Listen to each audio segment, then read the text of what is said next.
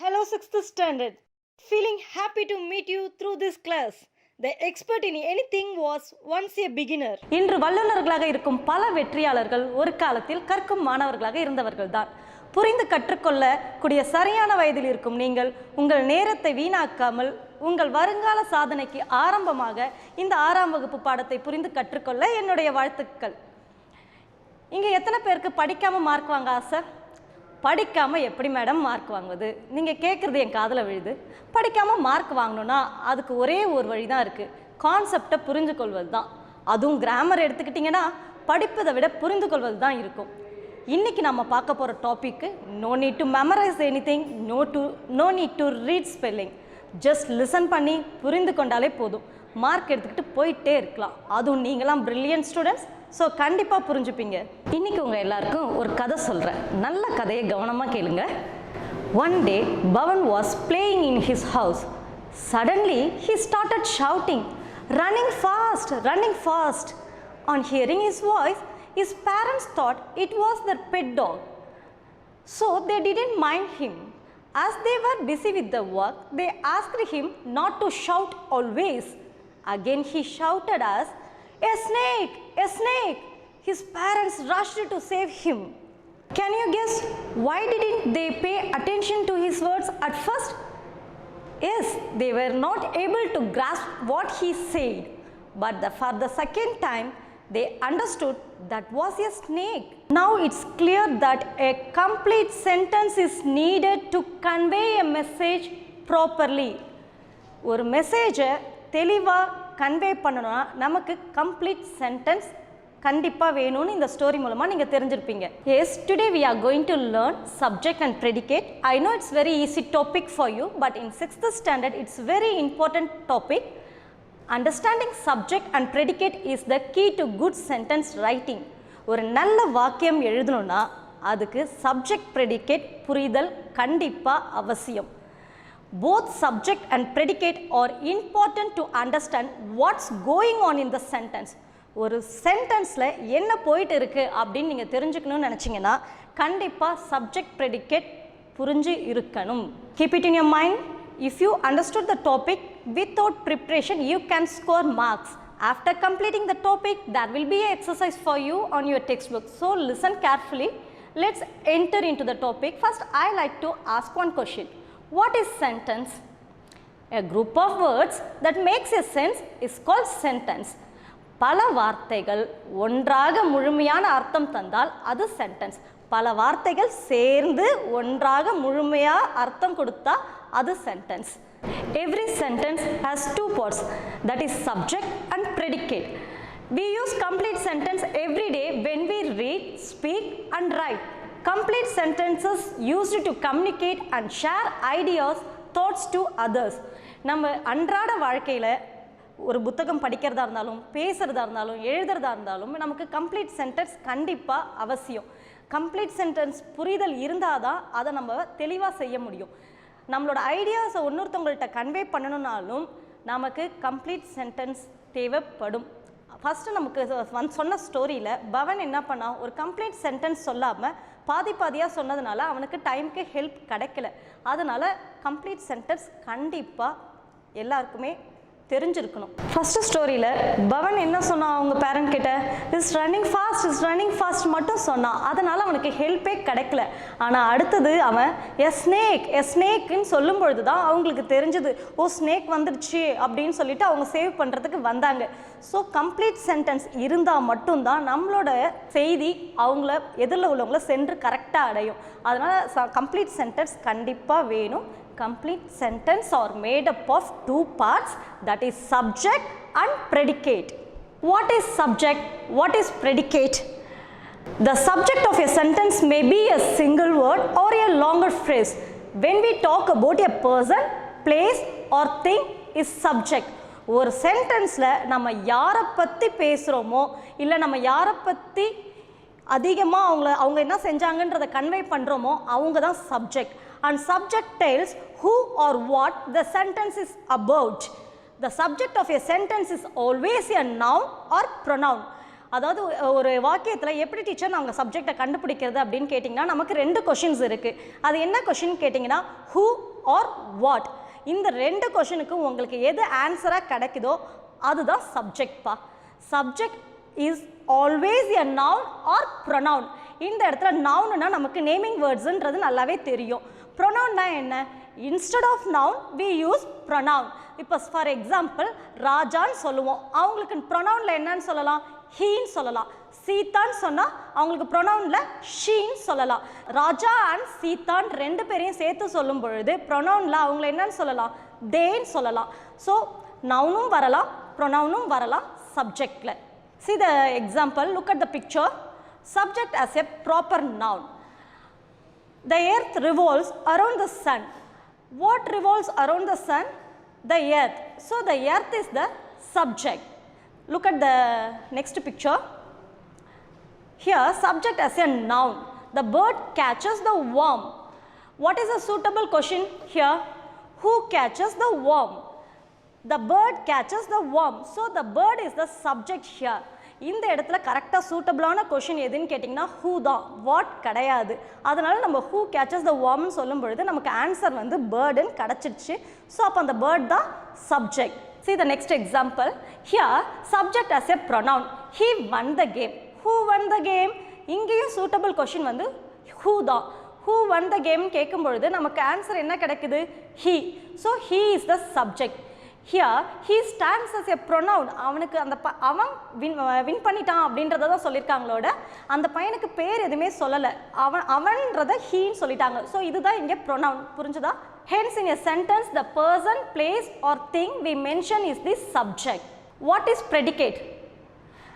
Predicate includes the verb and object if there is one. Whatever we say about the person or thing is predicate. The predicate usually contains the verb and includes the rest of the sentence. Predicate என்ன பண்ணுன்னா அவங்க கூட தான் எப்பயுமே verb வச்சுருக்கோம். Verbன்னு சொல்கிறோமே, what is called verb? Action word or helping word are called verb. So action verbனா என்ன? நம்ம செய்கிற செயலை சொல்கிறது. Helping verbனா என்னது? Is, or, am, was, were, has, have, like that helping verbs. First identify the verb. Verb first கண்டுபிடிங்க. verb கூட இருக்கிற மீதி எல்லாருமே predicate தான்ப்பா. ஃபஸ்ட்டு நம்ம சப்ஜெக்டை கண்டுபிடிச்சதுக்கு அப்புறமே எல்லாமே ப்ரெடிகேட் தான். ஆனால் ப்ரெடிகேட் நம்ம கரெக்டாக தான் கண்டுபிடிச்சிருக்கோமா அப்படின்னு தெரிஞ்சுக்கிறதுக்கு அங்கே எங்கே வேர்ப் இருக்குன்றதை பாருங்கள். ஏன்னா சில நேரத்தில் சப்ஜெக்ட் சிங்கிள் வேர்டில் வராது, செவரல் வேர்ட் சப்ஜெக்ட் கூட வரலாம். அதனால் வேர்பை கண்டுபிடிச்சி வேர்ப் கூட இருக்கிற ரெஸ்ட் ஆஃப் த சென்டென்ஸ் தான் ப்ரெடிகேட் அப்படின்றது கண்டுபிடிக்கிறது தான் correct. See the example. The bird catches the worm. Here what is a verb? இங்கே verb என்ன சொல்லுங்க? Catches. Catches is the verb. Here catches is the action verb. Okay. The verb and the remaining part of the sentence is predicate. So catches the worm is the predicate. Okay. So the verb and the rest of the sentence is predicate. First verb கண்டுபிடிக்கணும். verb கண்டுபிடிச்சிட்டிங்கனாலே அவங்க கூட இருக்கிற எல்லாருமே என்னது? predicate தான். Okay. It is so simple. If you are able to identify the verb, you can easily identify what is subject and which one is predicate. ஒரு இடத்துல first ஒரு சென்டென்ஸ் உங்கள் கைக்கு வந்துட்டாலே ஃபஸ்ட்டு நீங்கள் பார்க்க வேண்டியது வேர்ப் எங்கே இருக்குது அப்படின்றத தான் கண்டுபிடிக்கணும். வேர்ப்னா என்ன சொல்லுங்கள்? வேர்ப்னா ஆக்ஷன் வேர்ப், அப்படி இல்லைன்னா ஹெல்பிங் வேர்ப். இவங்க ரெண்டு பேர் எங்கே இருக்கிறாங்கன்னு கண்டுபிடிச்சிட்டிங்கனாலே அதுக்கப்புறம் நீங்கள் என்ன பண்ணலாம்? வாட் இஸ் சப்ஜெக்ட்னு கண்டுபிடிக்க ஆரம்பிச்சிடலாம். சப்ஜெக்டை நம்ம எப்படி கண்டுபிடிக்கணும்? நம்மக்கிட்ட என்ன இருக்காங்க? 2 கொஷின் இருக்காங்களே, ஹூ ஆர் வாட். அந்த 2 கொஷினை கேட்கணும். நம்ம யாரை பார்த்து கேட்கணும்? அந்த சென்டென்ஸை பார்த்து கேட்கணும். கேட்கும்பொழுதே அந்த வாட் ஆர் ஹூன்ற கேள்விக்கு உங்களுக்கு ஆன்சர் என்ன கிடைக்குதோ அவங்க தான் சப்ஜெக்ட். அப்போ நமக்கு வேர்பும் தெரிஞ்சிடுச்சு, சப்ஜெக்டும் தெரிஞ்சிடுச்சு. அப்போ நம்ம வேர்ப்லேருந்து இருக்கிற ரெஸ்ட் ஆஃப் த சென்டென்ஸ் எல்லாமே ப்ரெடிகேட். அப்போ நமக்கு ஈஸியாக ஆன்சரை கண்டுபிடிச்சிடலாம். Here what is verb? Verbனா என்ன? Action words are called verb. Sir action words மட்டும்தான் verb டீச்சர் அப்படிலாம் இல்லை. சில நேரத்தில் ஹெல்பிங் வேர்ப்ஸும் நமக்கு வரும். ஹெல்பிங் வேர்ட்ஸ் இருந்தாலும் சரி, ஆக்ஷன் வேர்டு இருந்தாலும் சரி, அவங்க கூட இருக்க ரெஸ்ட் ஆஃப் த சென்டென்ஸ் எல்லாருமே ப்ரெடிகேட் தான். So now follow this 3 steps. இந்த 3 ஸ்டெப்பை நான் இப்போ சொல்ல போகிற 3 ஸ்டெப்பை நல்லா ஃபாலோ பண்ணிங்கனாலே கரெக்டாக ஆன்சரை கண்டுபிடிச்சிடலாம். இனி any sentence identify the verb. First எடுத்ததுமே ஐடென்டிஃபை த வேர்பை தான் கண்டுபிடிக்கணும்.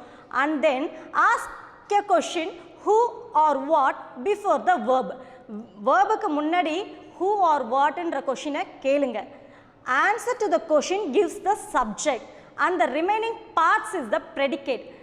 Answer to the question gives the subject. நம்மளோட கேள்விக்கு எது ஆன்சராக உங்களுக்கு கிடைக்குதோ அவங்க சப்ஜெக்ட். அந்த ரிமைனிங் பார்ட்ஸ் எல்லாமே ப்ரெடிகேட். ஏன்னா நமக்கு வந்து டைட்டில் வந்து சப்ஜெக்ட் அண்ட் ப்ரெடிகேட் மட்டும்தான் கேட்டிருக்காங்க. ஸோ நம்ம ஒன்ஸ் சப்ஜெக்டை தெளிவாக கண்டுபிடிச்சிட்டாலே மீதி எல்லாருமே ப்ரெடிகேட்டுன்றதை நம்ம ஈஸியாக ஐடென்டிஃபை பண்ண முடியும். I hope now you are able to identify the subject and predicate.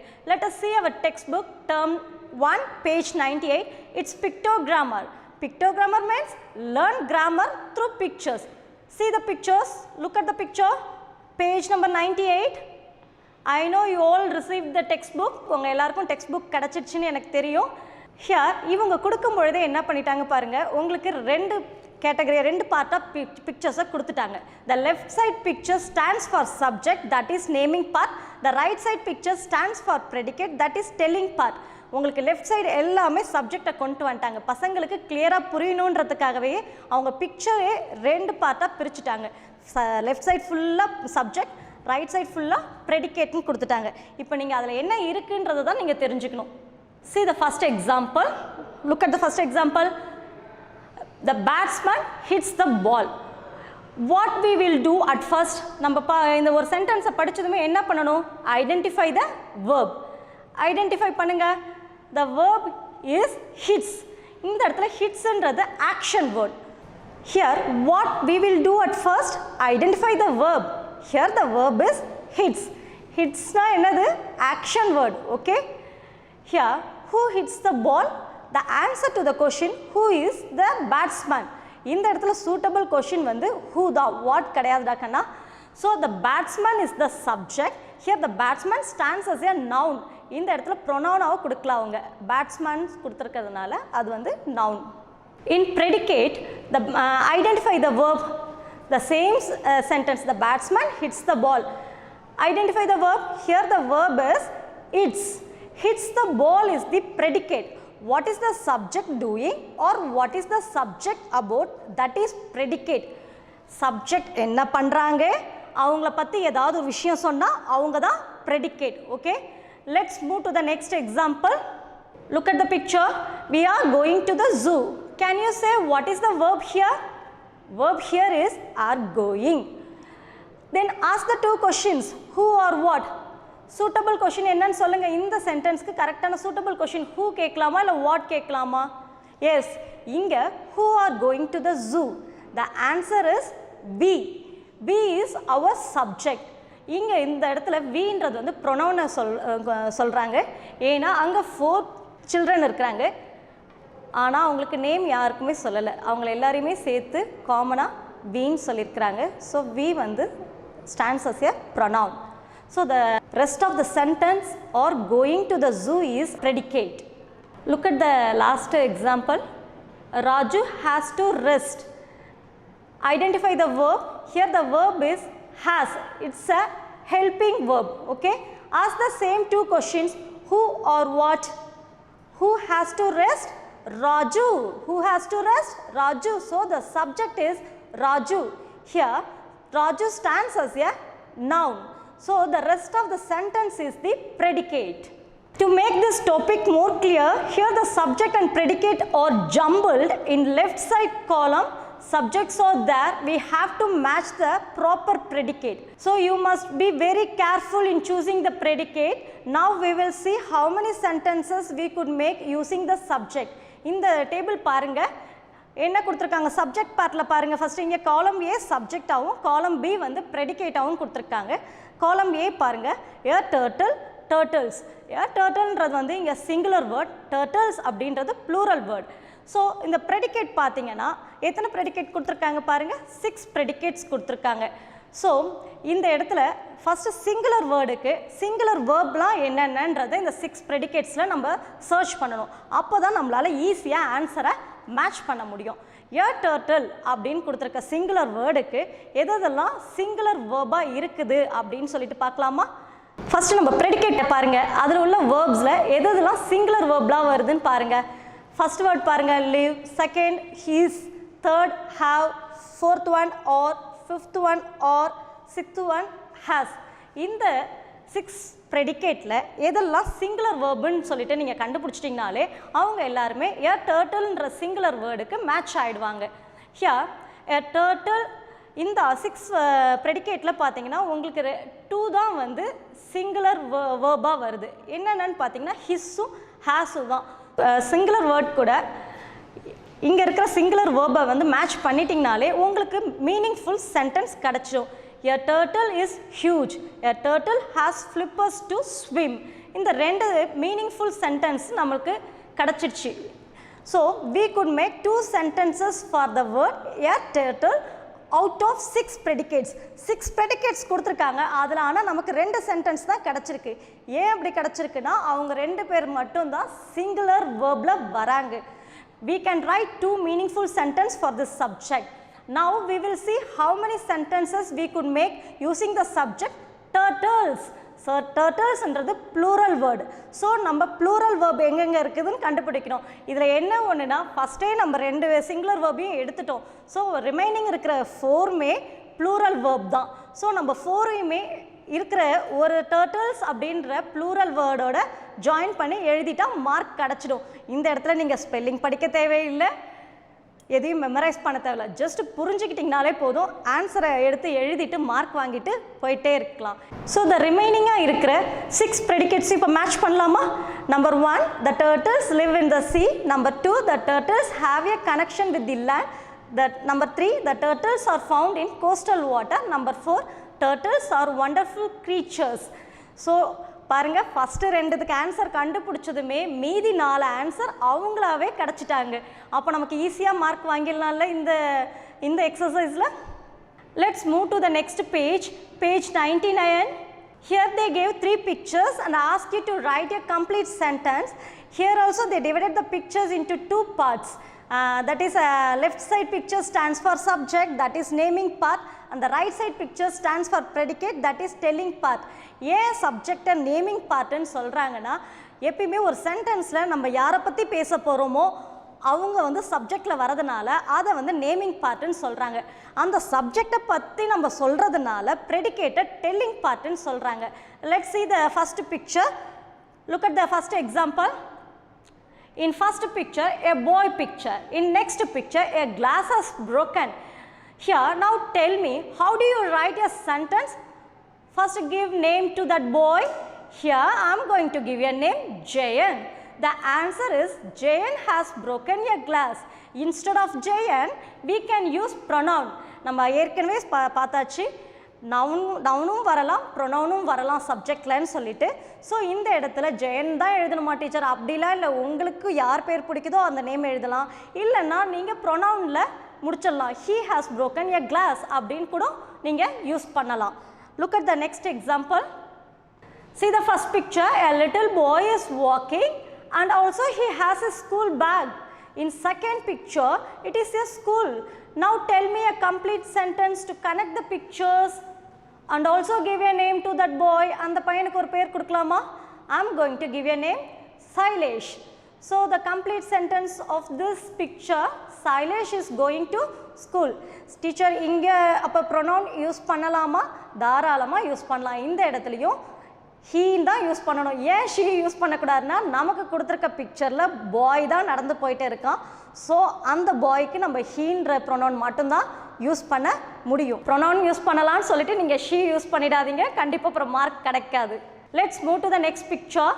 In first picture a cute girl is standing. In next picture her beautiful backpack has given. Shall we write a complete sentence for these 2 pictures? Okay, give a name to the girl. அந்த பொண்ணுக்கு ஒரு பேர் கொடுங்க. Any name which is familiar to you.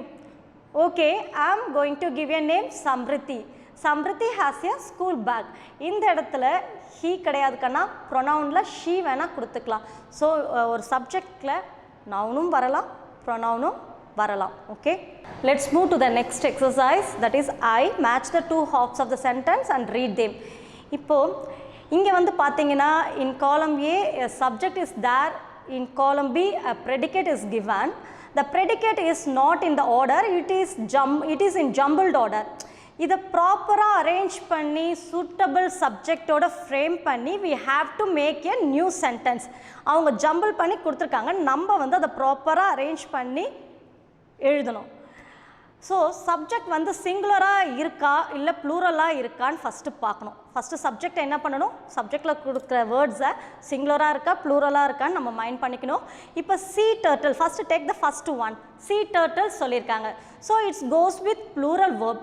So இதை singular verb கூட சேர்க்க முடியாது, ஏன்னா ப்ளூரல் sea turtles அப்படின்னு கொடுத்துருக்காங்க. ஸோ ப்ளூரல் வேர்ப் எங்கே இருக்குதுன்னு செக் பண்ணுங்கள். எங்கே இருக்குது செக் பண்ணுங்கள். ரீட் த காலம் பி. காலம் பியில் உள்ள சென்டென்ஸ் எல்லாத்தையுமே பாருங்கள். see the first verb threaten, second uses, and third come, and fourth cut. இங்கே sea turtlesன்றது ப்ளூரல் வேர்டாக இருக்கிறதுனால நம்ம ப்ளூரல் வேர்புக்கு சூட்டபிள் ஆன்சர் எங்கே இருக்குதுன்னு பார்க்கணும். ஸோ என்னென்னலாம் சூட்டபிளாக இருக்குதுன்னு பாருங்கள். threaten இருக்குது, நெக்ஸ்ட்டு கம் இருக்குது, அண்ட் தேர்ட் ஒன் கட் இருக்குது. இந்த மூணுமே இதுக்கு சூட்டபிளாக ஆன்சர் இருக்கலாம். ஸோ இதில் எதுக்கு sea turtlesக்கு எது மேட்சான ஆன்சர் ஃபஸ்ட்டு கண்டுபிடிங்க. எப்படி டீச்சர் கண்டுபிடிக்கிறதுன்னு கேட்டிங்கன்னா, அதுக்கு உங்களோட ப்ரோஸை நீங்கள் நல்லா கவனிச்சுருக்கணும். உங்களோட 2 எக்ஸசைஸுமே ப்ரோஸ்லேருந்து தான் எடுத்திருக்காங்க, அவங்க வெளியிலேருந்து உங்களுக்கு எக்ஸாம்பிள் கொடுக்கல. ஸோ நீங்கள் ப்ரோஸை நல்லா லிசன் பண்ணி கவனிச்சிருந்தீங்கனாலே இங்கே ஈஸியாக ஆன்சரை மேட்ச் பண்ணிடலாம். இங்கே sea turtlesன்ற ப்ளூரல் வேர்டுக்கு கரெக்டான சென்டென்ஸ் பார்த்தீங்கன்னா இந்த மூணுத்தில் come usher to lay eggs. So the complete sentence is sea turtles come usher to lay eggs. See the next second one, hatchlings. hatchlingsம் இங்கே வந்து உங்களுக்கு ப்ளூரலில் கொடுத்துருக்காங்க. ஸோ ப்ளூரலில் கொடுத்துருக்கும் போது அகெயின் ப்ளூரல் வேர்ப் எங்கே இருக்குதுன்னு பாருங்கள். நம்ம ஏற்கனவே 3 இருந்துச்சு, அதில் 1 யூஸ் பண்ணிட்டோம். ஸோ மீதி இருக்கிற 2 பாருங்கள். 2 சென்டென்ஸில் அந்த வேர்டுக்கு எது மேட்சாக இருக்குன்னு பாருங்கள். இங்கே வந்து மேட்சாக இருக்கிறது cut open the leathery egg shell. So உங்களுக்கு இங்கேயும் ஆன்சர் கிடச்சிடுச்சு. நவ் தேர்ட் ஒன் பாருங்கள், ஏ டர்ட்டில். இங்கே பாருங்கள் ப்ளூரலில் ஃபஸ்ட்டு 2 ப்ளூரலில் கொடுத்துருக்காங்க, இப்போ இங்கே சிங்குலரில் வந்துடுச்சு, ஏ டர்ட்டில் வந்துடுச்சு. ஸோ டர்ட்டிலுக்கு நமக்கு 4 இதில் ப்ரெடிகேட்டில் 3 வந்து நமக்கு சிங்குலர் வேர்பாக வந்து போச்சு. ஒன்று தான் ப்ளூரலில் இருந்து. ஏ டர்ட்டில், ஏ டர்ட்டில் சிங்குலர் வேர்ட். நமக்கு கொடுத்துருக்க 4 ப்ரெடிகேட்டில் 3 வந்து ப்ளூரலில் வந்துருச்சு, ஒன்று தான் சிங்கிளர் இருக்குது. So it's a visible answer. அந்த ஒன்றை வந்து கொண்டு வந்து இதில் மேட்ச் பண்ணிட்டாலே ஆன்சர் வாங்கிடலாம். அப்போ இதுக்கு படிக்கலாம் தேவையில்லை கண்ணா. நல்லா நம்ம லிசன் பண்ணி புரிஞ்சுக்கிட்டிங்கனாலே ஆன்சரை மேட்ச் பண்ணிடலாம். எ டர்ட்டில்னும் போது a turtle uses its front flippers to swim. ஏன்னா யூசஸ்ன்ற அந்த வேர்பு மட்டும்தான் சிங்குலர் வேர்டுக்கு மேட்ச் ஆகுது. ஸோ நம்ம ஈஸியாக மேட்ச் பண்ணிடலாம். And then see the fourth one, many factors. இங்கேயும் ப்ளூரல் வேர்டில் கொடுத்துருக்காங்க பாருங்கள். அப்போ நமக்கு ஏற்கனவே 3 மேட்ச் பண்ணிட்டோம். ரிமைனிங் இருக்கிற ஒரு ப்ளூரல் வேர்ப் என்னன்னு பாருங்கள், threaten. So many factors threaten the survival of sea turtle. Okay, இப்போ 4த்துக்கும் நமக்கு ஆன்சர் கிடச்சிடுச்சா?